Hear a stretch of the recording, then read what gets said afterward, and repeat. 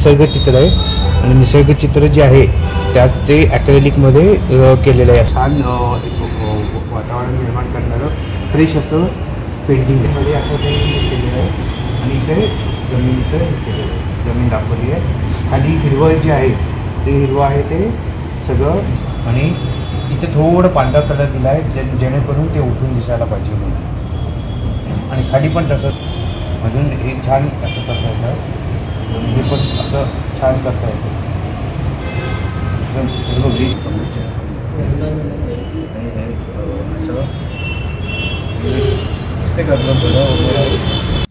चित्रकारांची वारंवार फसवणूक होत आहे।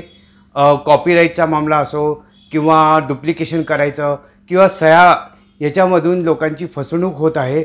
चित्रकारांचे वारंवार कंप्लेंट येत आहेत आणि त्यामुळे सरकारने नियमावली तयार करून द्यावी किंवा एखादा कायदा करावा जेणेकरून जे पैसे चित्रकारांना मिळणार आहेत ते त्यांच्याच खिशात जावे, तिसऱ्या माणसांनी त्याचा गैरफायदा घेऊ नये।